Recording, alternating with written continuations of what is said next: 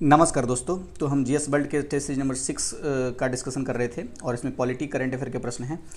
तो 51 तक तो हो चुका है, 52 से देखते हैं। निम्न में से वे कौन से उपाय हैं जो लोक महत्व के मामले पर मंत्री का ध्यान खींचता है। तो ध्यानाकर्षण जो नोटिस होता है संसद में, तो वही ये काम करता है। कौन सा काम? लोक महत्व के मामले पर मंत्री का ध्यान खींचता है। तो इसका आंसर जो है बी हो जाएगा, ध्यानाकर्षण नोटिस।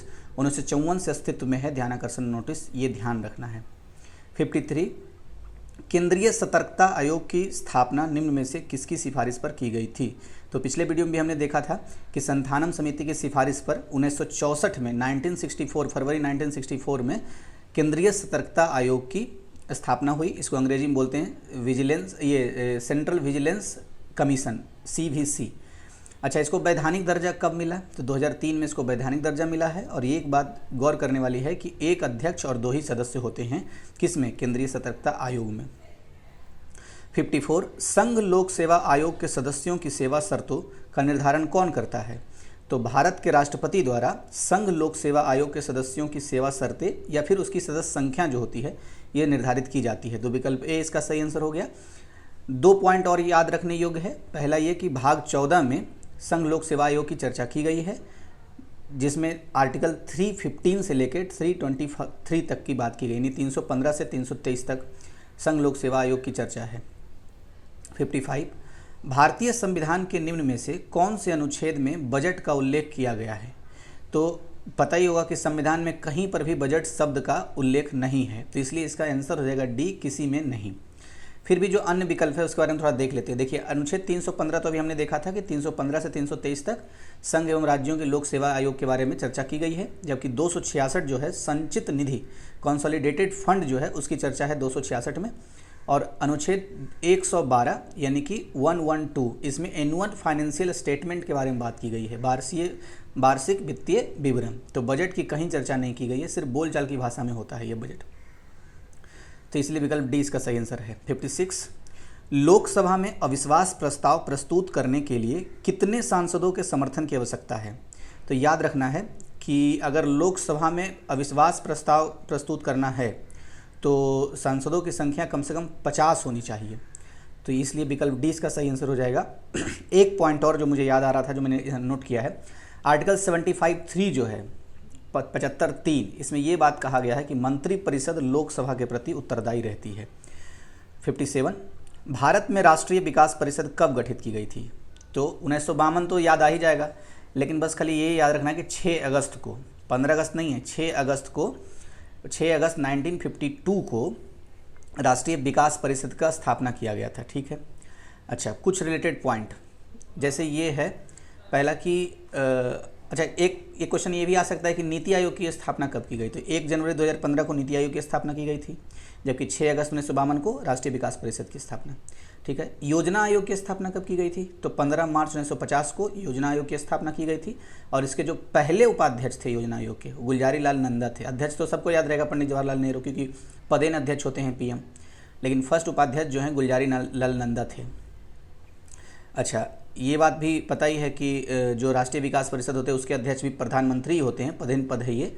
और सुपर कैबिनेट इसको कहा जाता है। किसने कहा था? के संथानम ने इसको कहा था सुपर कैबिनेट। किसको? राष्ट्रीय विकास परिषद को। तो ये हो गया। देखिए फिर से ये 5 पॉइंट मैं बोल देता हूँ जल्दी जल्दी। 6 अगस्त 1952 को राष्ट्रीय विकास परिषद की गठन हुई है, इसके अध्यक्ष प्रधानमंत्री होते हैं। के संथानम ने सुपर कैबिनेट की संज्ञा दी है राष्ट्रीय विकास परिषद को। ठीक है।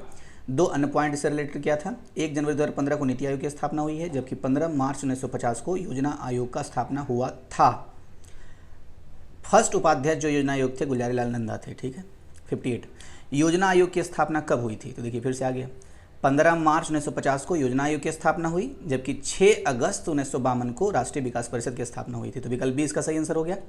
अच्छा, ये बात तो पता ही है कि योजना आयोग के स्थान पर 1 जनवरी 2015 को अब नीति आयोग का स्थापना हो चुका है। नीति आयोग का फुल फॉर्म है national institution for transforming India.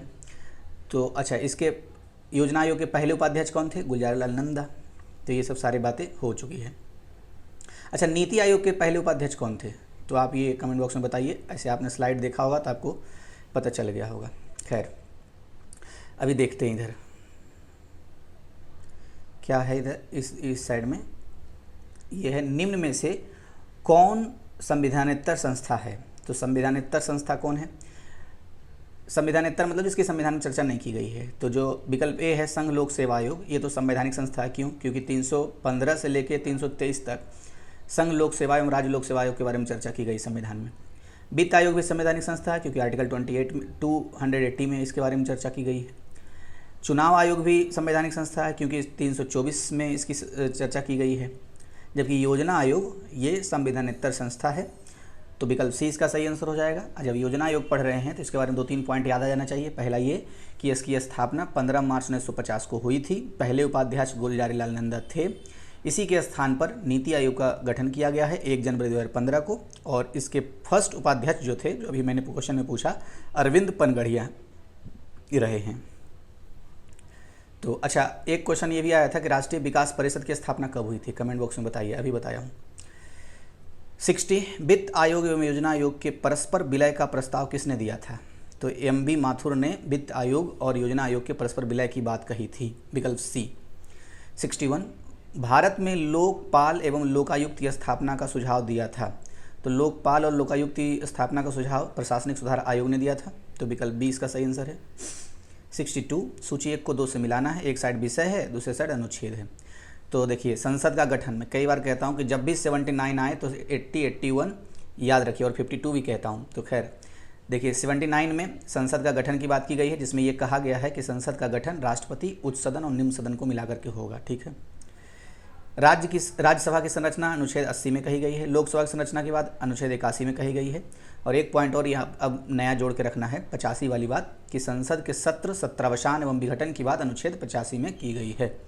तो 1, 2, 3, 4 सब सुमेलित ही था। विकल्प ए इसका सही आंसर है। 63 लोकसभा में सभी राज्यों, संघ शासित को छोड़ करके, संघ शासित राज्य जो हैं यूनियन टेरिटरी को छोड़ करके, तो लोकसभा में सभी राज्यों के कुल प्रतिनिधि अधिकतम हो सकते हैं। तो 530 हो सकते हैं, क्योंकि संघ शासित यानी यूटी में अधिकतम 20 हो सकते हैं, ऐसा संविधान में वर्णित है। तो विकल्प कौन सा था? विकल्प सी इसका आंसर हो गया, 530। अब देखते हैं इधर 64 सामान्यतः लोकसभा की अवधि 5 वर्ष की होती है, जिसकी गणना होती है। तो लोकसभा की अवधि 5 वर्ष की तो होती है, तो प्रथम जो अधिवेशन होता है ना, वही तारीख से काउंटिंग हो जाता है 5 वर्ष तक। 65 अनुच्छेद 88 संबंधित है। तो अनुच्छेद 88 जो है वो सदन के बारे में मंत्रियों के अधिकार से संबंधित है। ठीक है। अच्छा, अभी एक हमने अनुच्छेद 85 देखा था। अनुच्छेद 85 क्या है?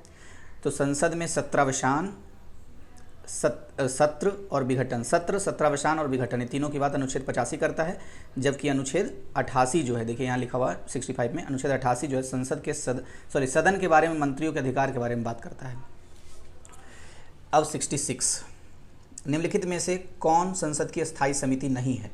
तो लोक लेखा समिति स्थायी समिति है, प्राक्कलन समिति भी स्थायी समिति है, सार्वजनिक उपक्रम समिति भी स्थायी समिति है। तीनों तो स्थायी समिति है, तो इनमें से कोई नहीं, डी नंबर इसका आंसर हो जाएगा। अन्य जो जुड़े हुए तथ्य हैं उसको देखते हैं। लोक लेखा समिति में कितने सदस्य होते हैं? 22 होते हैं, और इसकी जुड़वा बहनें कही जाती है प्राक्कलन समिति की, याद रखना है। लघु लोकसभा भी कहा जाता है। तो लोक लेखा समिति का ही उपनाम है जुड़वा बहन प्राक्कलन समिति की और लघु लोकसभा। ठीक है। सबसे बड़ी स्थायी समिति कौन होती है? प्राक्कलन समिति, क्योंकि इसमें 30 सदस्य होते हैं, और केवल इसके सदस्य कहाँ से होते हैं? राज्यसभा की लोकसभा, सिर्फ और सिर्फ लोकसभा से होते हैं। सार्वजनिक उपक्रम समिति, इसमें 22 सदस्य होते हैं, और 1963 से कृष्ण मेनन समिति की संस्तुति पर सार्वजनिक उपक्रम समिति का गठन किया जा रहा है अभी भी। अब देखिए 67 भारत में किसी विधेयक को धन विधेयक कौन प्रमाणित करता है? तो आपको पता ही है कि 110 के तहत लोकसभा अध्यक्ष जो है यही प्रमाणित करता है कि कौन सा विधेयक धन विधेयक है और कौन सा कोई अन्य कैटेगरी का है। तो विकल्प सी इसका सही आंसर हो गया। 68 सिविल अधिकार संरक्षण अधिनियम 1955 के अधीन सभी दंडनीय अपराध हैं। तो सभी दंडनीय अपराध संज्ञेय और संक्षेप्यता विचारणीय होते हैं। तो ये क्वेश्चन मतलब बड़ा नज़दीक विकल्प है, तो ध्यान रखिएगा, विचारणीय वाला ये शब्द जरूर याद रखिएगा। और ये क्वेश्चन पूछा गया है ऑलरेडी प्रीवियस ईयर्स में। तो घटना चक्र अगर आपने पढ़ा होगा तो उसमें जरूर ये क्वेश्चन आपने देखा होगा। धारा 15 में ये बात कहा गया है, सिविल अधिकार संरक्षण अधिनियम 1955 की धारा 15 में, कि ये जो जितने भी दंडनीय अपराध हैं सारे संज्ञेय और संक्षिप्तता विचारणीय होते हैं। तो विकल्प बी इसका सही आंसर है। 69 घरेलू हिंसा से महिलाओं की सुरक्षा संबंधी अधिनियम लागू हुआ। तो 26 अक्टूबर 2006 को लागू हुआ है, विकल्प डी। 70, देश के किसी भी न्यायालय में चल रहे वाद को अन्यत्र भेजने का अधिकार किसके पास है? तो सर्वोच्च न्यायालय के पास है, कहीं भी भेज सकता है। विकल्प 20 का सही आंसर हो गया। 71, अध्यादेश के संदर्भ में निम्नलिखित कथनों पर विचार कीजिए। पहला कथन, जब संसद का अधिवेशन नहीं चल रहा हो और किसी उद्देश्य विशेष के लिए कानून की आवश्यकता हो तो राष्ट्रपति इसे जारी कर सकता है। तो हाँ, जारी कर सकता है, सही है। अनुच्छेद 1, 2, 3 यानी 123 में ये बात वर्णित है। नंबर 2, इसका प्रभाव संसद द्वारा निर्मित कानून के समान होता है। हाँ, होता है। तो दोनों सही है। पूछ क्या रहा है? असत्य कौन है? तो दोनों में से कोई असत्य नहीं है क्योंकि दोनों सही है, इसलिए विकल्प डी इसका सही आंसर हो जाएगा, ना तो 1 और ना ही 2। 77 देखते हैं। सुप्रीम कोर्ट के संबंध में निम्नलिखित कथनों पर विचार कीजिए। पहला कथन, यह नागरिकों के मौलिक अधिकारों का गारंटर है। तो हाँ, गारंटर है। अनुच्छेद 32, ये बात सही है। अच्छा देखिए, अनुच्छेद 32 आया, याद आ रहा है मुझे अभी मैं जब बोल रहा हूँ तब, कि डॉक्टर भीमराव अम्बेडकर ने इसी अनुच्छेद 32 के बारे में बोला है कि संविधान की हृदय और आत्मा है। तो ये भी याद रखना है बात। नंबर 2, यह भारतीय संविधान का संरक्षक है। हाँ, भारतीय संविधान का संरक्षक है सुप्रीम कोर्ट। तीसरा, यह भारत में अपील का सर्वोच्च न्यायालय है। बिल्कुल सही है। 3 प्रकार के अपील यहाँ किया जा सकता है, संवैधानिक अपील, दीवानी अपील और फौजदारी अपील। तीनों अपील किए जा सकते हैं सर्वोच्च न्यायालय में। तो 1, 2, 3 तीनों कथन सही थे, इसलिए विकल्प डी इसका सही आंसर है।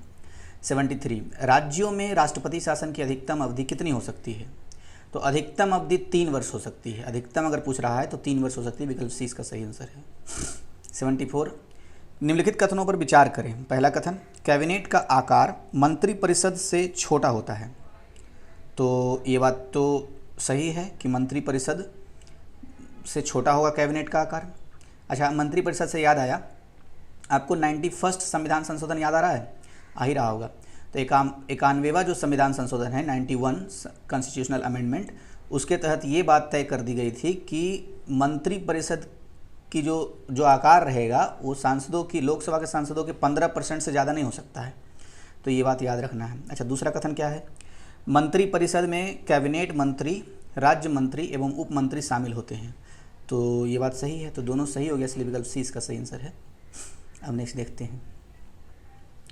75, निम्नलिखित में से किस अधिनियम में कलकत्ता में सर्वोच्च न्यायालय की स्थापना का प्रावधान किया गया? तो रेगुलेटिंग एक्ट 1773, ये तो एकदम इजी क्वेश्चन है, विकल्प 20 का सही आंसर हो गया। अच्छा, रेगुलेटिंग एक्ट 1773 के तहत हुआ जरूर था, लेकिन हुआ कब था? हुआ था 1774 में। और एलिजा इम्पे जो थे, इनको उस समय का मतलब चीफ जस्टिस बनाया गया था। इसके अलावा 3 और भी जज थे, चैम्बर्स, लेमेंस्टर और हाइड, ये तीनों मिल करके। लेकिन जो मुख्य थे, मुख्य जज जिसको चीफ जस्टिस बोलते हैं, तो वो एलिजा इम्पे थे उस समय। 76, भारतीय संविधान के अनुच्छेद 25 में प्रयुक्त हिंदू शब्द किसे सम्मिलित नहीं करता? तो बौद्धों को करता है, जैनों को करता है, सिखों को करता है, पारसियों को नहीं। तो विकल्प सी इसका सही आंसर हो गया। 77, निम्नलिखित में से किस याचिका का प्रावधान भारतीय संविधान में नहीं किया गया है? तो प्रतिषेध का किया गया है, परमादेश का किया गया है, अधिकार परीक्षा का किया गया है, जबकि निषेधाज्ञा का नहीं किया गया है। तो विकल्प डी इसका सही आंसर हो गया। देखिए, 2-3 फैक्ट देख लेते हैं। जो रिट होता है ना, रिट, WRIT, रिट जारी करने का जो शक्ति है, तो सुप्रीम कोर्ट को अनुच्छेद 32 के तहत है। इसी के तहत तो मौलिक अधिकार की रक्षा करता है सुप्रीम कोर्ट। और हाई कोर्ट को 226 के तहत है। 5 प्रकार के रिट जारी कर सकता है: बंदी प्रत्यक्षीकरण, परमादेश, प्रतिषेध, उत्प्रेषण और अधिकार परीक्षा, जबकि निषेधाज्ञा के कोई चर्चा नहीं है। इसीलिए तो विकल्प डी इसका आंसर हो गया। 78, किसी अपराध के अभियुक्त को स्वयं अपने विरुद्ध गवाह बनने के लिए बाध्य नहीं किया जा सकता है। भारतीय संविधान के किस अनुच्छेद में यह प्रावधान है? तो किस में है बताइए? 20(3), अनुच्छेद 20(3) में ये बात कहा गया है कि मान लीजिए कोई व्यक्ति अपराध करता है तो वही अपने खिलाफ गवाही नहीं दे सकता है। ऐसा क्यों? क्योंकि क्या पता उसी को डरा धमका करके गवाही दिलवाया जा रहा हो, इसलिए ऑलरेडी संविधान में प्रावधान कर दिया गया है। अब देखिए 79, प्रत्यक्ष लोकतंत्र के संदर्भ में निम्नलिखित कथनों पर विचार कीजिए। पहला कथन, यह सरकार का वह रूप है जिसमें सभी नागरिक अपने प्रतिनिधियों के माध्यम से भागीदारी करते हैं। तो ये कथन गलत है। पता है क्यों गलत हुआ? क्योंकि क्या लिखा हुआ है? सभी नागरिक अपने प्रतिनिधियों के माध्यम से भागीदारी करते हैं ना। ये कथन जो है ना, ये एक तरीके से प्रत्यक्ष लोकतंत्र के बारे में सही नहीं है। प्रत्यक्ष लोकतंत्र तो एक तरह का संप्रभु होता है। जो लोग होते हैं ना वहाँ रहने वाले, वो तो संप्रभु होते हैं। जैसे कि स्विट्जरलैंड में कोई भी निर्णय होगा तो सब लोग के सहमति से होगा। हमारे यहाँ सब लोग के सहमति से थोड़ी होता है। हम लोग जिसको चुन के भेजते हैं उसकी सहमति से हो जाता है। दूसरा नंबर, भारत में ग्राम पंचायत को प्रत्यक्ष लोकतंत्र का एक उदाहरण माना जा सकता है। तो ये भी प्रत्यक्ष लोकतंत्र का उदाहरण नहीं है। प्रत्यक्ष लोकतंत्र का मतलब ये होना चाहिए कि हर फैसले में लोग शामिल हों, ना कि उनके चुने गए प्रतिनिधि शामिल हों। तो इसलिए दोनों कथन गलत हो गया, तो विकल्प डी इसका सही आंसर है। 80 नंबर, किसी विशेष दिन मतदान के समय लोकसभा में 300 सदस्य उपस्थित हैं। इस स्थिति में संविधान के अनुच्छेद 368 के अंतर्गत संशोधन विधेयक, तो क्या है, देखिए 300 हो चाहे कुछ हो, हमें टोटल नंबर देखना होगा। टोटल नंबर जितना है उसका 2/3 निकाल लीजिए, तो उसके हिसाब से न्यूनतम 273 सदस्यों का समर्थन के बिना पारित नहीं किया जा सकता है। और टोटल हैं कितने, 545, तो इसलिए विकल्प बी इसका सही आंसर हो जाएगा। 81, भारतीय संविधान की अनुसूची 5 के संदर्भ में अनुसूचित क्षेत्र निम्नलिखित में से किसके द्वारा घोषित किए जाते हैं। तो राष्ट्रपति के द्वारा अनुसूचित क्षेत्र घोषित किया जाता है 5 के तहत, इसलिए विकल्प सी इसका सही आंसर हो गया। 82, भारतीय संविधान के स्रोतों के संदर्भ में निम्नलिखित युग्मों पर विचार कीजिए। तो इसका विचार करना है क्या है, विशेषता और स्रोत। तो संविधान संशोधन की प्रक्रिया कहाँ से ली गई है, साउथ अफ्रीका से ली गई है। तो यहाँ तो कुछ और ही लिखा हुआ है, संयुक्त राज्य अमेरिका का संविधान। संयुक्त राज्य अमेरिका के संविधान से फंडामेंटल राइट और जुडिशियल रिव्यू लिया गया है, संविधान संशोधन की प्रक्रिया नहीं। तो विकल्प ए तो जो है वो गलत है, जबकि हमें सही उस सुमेलित चुनना है। बी नंबर में लिखा विधि द्वारा स्थापित प्रक्रिया, तो जापान के संविधान से लिया गया, एकदम सही है। सी, संसद के दोनों सदनों की संयुक्त बैठक, ऑस्ट्रेलिया, तो हाँ ये सही है। 108 में जो दिया गया है ना, संसद के दोनों सदनों की संयुक्त बैठक, तो ये ऑस्ट्रेलिया से लिया गया। अच्छा, एक क्वेश्चन पूछता हूँ, देखिए आपको ये बताना है कमेंट बॉक्स में कि संयुक्त बैठक क्या धन विधेयक और संविधान संशोधन विधेयक में लाया जा सकता है, हाँ या ना, आपको बताना है। 83, राष्ट्रीय आपातकाल के दौरान केंद्र की विधायिका का कार्यकाल एक बार में कितने समय के लिए बढ़ाया जा सकता है। तो राष्ट्रीय आपातकाल के दौरान एक बार में, हालांकि बढ़ाया तो जा सकता है कितनी बार भी, लेकिन अगर एक बार में पूछ रहा है तो 1 वर्ष के लिए बढ़ाया जा सकता है, इसलिए विकल्प डी इसका सही आंसर हो गया। नेक्स्ट क्वेश्चन 84, निम्नलिखित में से कौन सा मूल अधिकार विदेशी नागरिकों को प्रदान किया गया है। तो 15, 16, 19, 29, 30, ये बस खाली याद रखिए, 15, 16, 19, 29, 30 ये सिर्फ भारतीयों को किया गया है, इसके अलावा जितने हैं विदेशियों को हैं। तो इसलिए इसमें जितने हैं सारे आ जाएंगे। विधियों के समक्ष समता एवं विधियों का समान संरक्षण, शिक्षा का अधिकार, प्राण और दैहिक स्वतंत्रता का संरक्षण, ये तीनों हैं। क्योंकि ये तीनों जो हैं वो 15, 16, 19, 29 और 30 में नहीं वर्णित है, तो विकल्प डी इसका सही आंसर हो गया, यही ट्रिक है। 85, निम्नलिखित में से कौन सा विषय समवर्ती सूची में शामिल है। तो देखिए समवर्ती सूची में शामिल होने का मतलब ये होता है कि उस पर केंद्र सरकार और राज्य सरकार दोनों कानून बना सकते हैं। हालांकि अगर कानून एक ही तरह का बन गया है और राज्य सरकार के कानून और केंद्र सरकार के कानून में कोई क्लैश होता है, कोई डिस्प्यूट है, तो उसमें ये मान लिया जाएगा कि केंद्र सरकार का कानून ही सर्वोत्तम है। बस ये ऑलरेडी कहा गया है, समवर्ती सूची में होने का मतलब ये है। तो खैर, विवाह एवं तलाक जो है ये समवर्ती सूची का विषय है, तभी तो 3 तलाक पर कानून भारत सरकार लेके आई है शायद, पर मतलब शायद नहीं, कन्फर्म है ये। अब देखिए परिवार नियोजन, अच्छा परिवार नियोजन भी समवर्ती सूची का विषय है, जबकि रक्षा जो है संघ सूची का विषय है। रक्षा बोलिए, बीमा, संचार, जनगणना, सब संघ सूची का विषय है, मतलब केंद्र सरकार इस पर कानून बनाएगी, राज्य सरकार नहीं। शिक्षा, तो देखिए विवाह, तलाक, परिवार नियोजन, शिक्षा, ये 1, 2, 4 जो है ये सी नंबर ऑप्शन में, तो यही सही हो जाएगा। ठीक है, इसके अलावा समवर्ती सूची की बात करें तो मापतल और वन मतलब जंगल, फॉरेस्ट, ये भी समवर्ती सूची में ही शामिल है। 86, सूची 1 को 2 से मिलाना है। तो उपाधियों का निषेध अनुच्छेद 18 में कहा गया है। 1 का 3, तो देखिए 1 का 3 किस में है, तो 2 में है, अभी तो एलिमिनेट नहीं कर पाएंगे। बी नंबर, धार्मिक मामलों के प्रबंध की स्वतंत्रता, तो अनुच्छेद 26 में कही गई है। तो बी का 4, तो 1 का 3, बी का 4 विकल्प डी में है, इसलिए एलिमिनेट हो गया, तो डी नंबर ऑप्शन हो गया। लेकिन और देखते हैं, अल्पसंख्यकों की भाषा का संरक्षण, तो ये संविधान के अनुच्छेद 29 में कहा गया है। शिक्षा का अधिकार 21(1) में कहा गया है, तो इस लेकर के यहाँ पर तो पहले ये आंसर बता ही दिया गया कि डी है। 87, मौलिक अधिकारों का संरक्षक है, तो अभी हमने पढ़ा था कि न्यायपालिका जो है वो मौलिक अधिकारों का संरक्षक कैसे पता चलता है, क्योंकि आर्टिकल 32 है जो न्यायपालिका, अच्छा 226 भी है जो हाईकोर्ट को संरक्षण का अधिकार देता है। अच्छा, कैसे संरक्षण करती है सुप्रीम कोर्ट या हाई कोर्ट, तो 5 प्रकार के रिट हैं उसको जारी करके करती है। 88, निम्नलिखित में से कौन से अधिकार भारतीय संविधान के अनुच्छेद 32 के अंतर्गत प्रवर्तित किए जा सकते हैं। तो अनुच्छेद 32 के तहत मौलिक अधिकार को परिवर्तित किए जा सकते हैं, हालांकि हाईकोर्ट भी 226 के तहत कर सकता है, तो विकल्प 20 का सही आंसर है। और ये बात मैंने पहले भी कह दिया है, फिर से कह देता हूँ कि अनुच्छेद 32 के बारे में ही डॉक्टर भीमराव अम्बेडकर ने कहा था कि यह संविधान की हृदय और आत्मा है। 89, न्यायिक पुनर्विलोकन यानी कि जुडिशियल रिव्यू की व्यवस्था भारत व यूएसए दोनों में है, और भारतीय संविधान में जो ये वर्णित है जुडिशियल रिव्यू, ये यूएसए के संविधान से ही प्रेरित है। अच्छा, एक क्वेश्चन पूछता हूँ, दुनिया का सबसे पहला लिखित संविधान कौन से देश का है? कमेंट बॉक्स में बताइएगा। देखिए, निम्नलिखित में से कौन सी विशेषता भारतीय गणतंत्र की नहीं है? तो एक संविधान संगत सरकार तो है भारतीय गणतंत्र की विशेषता, लोकतांत्रिक सरकार भी है, विधि का शासन भी है, लेकिन सत्तावादी सरकार नहीं है, ये चीन का है। अब देखिए, हालांकि लोग मानते नहीं हैं। 91, निम्नलिखित में से किस एक का कथन है कि संविधान को संघात्मक के तंग ढांचे में नहीं ढाला जा सकता है? तो संविधान को तंग ढांचे, संघात्मकता के तंग ढांचे में नहीं डाला जा सकता, ये किसने कहा था? बी आर अम्बेडकर ने कहा था। विकल्प सी इसका सही आंसर है। 92, भारतीय राजनीतिक पद्धति के बारे में निम्नलिखित में से कौन सा सही नहीं है? तो धर्मनिरपेक्ष राज्य है, सही है। संसदीय पद्धति की सरकार है, ये भी सही है। संघीय नीति चल लागू, तो ये भी सही है। राष्ट्रीय पद्धति की सरकार नहीं है, तो विकल्प डी इसका सही आंसर हो गया। 93, अनुसूचित जाति और जनजाति अत्याचार निवारण अधिनियम 1989 प्रवृत्त हुआ। तो प्रवृत्त हुआ मतलब कब से लागू हुआ?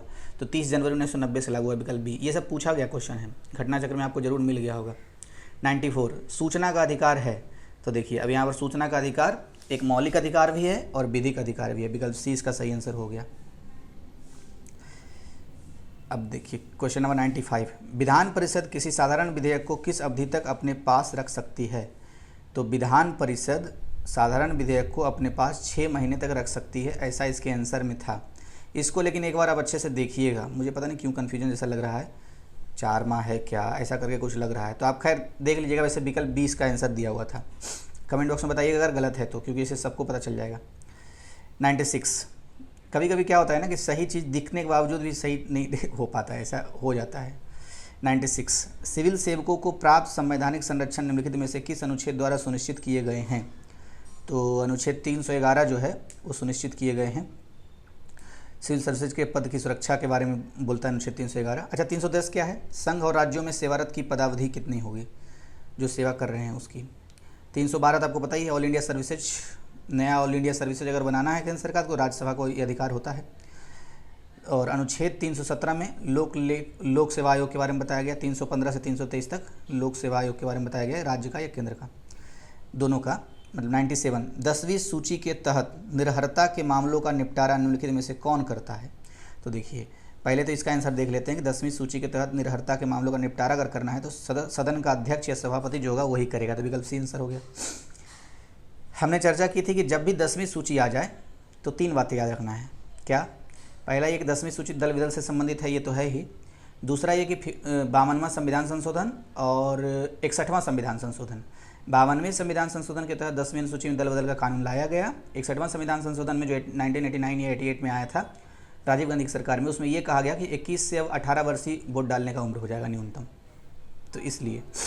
98, केंद्रीय सूचना आयोग के संदर्भ में निम्नलिखित कथनों पर विचार कीजिए। पहला कथन है, यह एक संवैधानिक निकाय है। केंद्रीय सूचना आयोग ना, ये संवैधानिक निकाय नहीं है, ये तो एक 2005 में एक्ट आया था, अधिनियम, उसके तहत है, तो ये तो वैधानिक हो गया, संवैधानिक नहीं है। संवैधानिक होता तो क्या होता? संविधान में किसी न किसी अनुच्छेद में चर्चा होता, जबकि ऐसा नहीं है। दूसरा नंबर क्या है? इस आयोग में एक मुख्य सूचना आयुक्त और अधिकतम 6 सूचना आयुक्त होंगे, तो ये भी गड़बड़ है, क्योंकि एक मुख्य सूचना आयुक्त के साथ साथ 10 सूचना आयुक्त होते हैं, तो इसलिए गड़बड़ हो गया। तो ना तो एक ना ही दो, विकल्प डी इसका सही आंसर हो गया। अच्छा, 99, जनता दल सरकार द्वारा 1975 के आपातकाल की परिस्थितियों की जांच करने के लिए निम्नलिखित में से किस आयोग की नियुक्ति की गई थी? तो शाह आयोग की नियुक्ति की गई थी, विकल्प 20 का सही आंसर हो गया। अच्छा, अब 100 नंबर क्वेश्चन, केंद्रीय सतर्कता आयोग निम्नलिखित अधिनियम, अच्छा केंद्रीय सतर्कता आयोग अधिनियम 2003 के अधीन केंद्रीय सतर्कता आयोग अध्यक्ष को मिलाकर अधिकतम कितने व्यक्तियों को गठित करता है? तो अभी भी ये क्वेश्चन पिछले वीडियो में भी आया था। तो अध्यक्ष को मिला करके 3 कुल व्यक्ति होते हैं इसमें, मतलब एक अध्यक्ष और 2 मैक्सिमम 2 सदस्य होते हैं केंद्रीय सतर्कता आयोग में, यानी कि सीवीसी, सेंट्रल विजिलेंस कमीशन इसको बोलते हैं। अच्छा, सेंट्रल सीवीसी के बारे में और क्या पता है? संधानम समिति की सिफारिश पर 1964 में सीवीसी की स्थापना हुई। सीवीसी का फुल फॉर्म होता है सेंट्रल विजिलेंस कमीशन, इसको हिंदी में केंद्रीय सतर्कता आयोग कहते हैं। इसमें एक अध्यक्ष और 2 सदस्य होते हैं। 2003 में इसको वैधानिक दर्जा दिया गया। तो अभी इस वीडियो में 100 तक ही रहने देते हैं, नेक्स्ट वीडियो में 150 तक देख लेंगे सारा। ठीक है, थैंक यू। अच्छा हाँ, अच्छा लग रहा हो तो सब्सक्राइब और लाइक वाइक करने का थोड़ा कृपा कीजिए, इससे मोटिवेशन मिलता है। वैसे मैं आपका टाइम ज़्यादा जाया नहीं करता,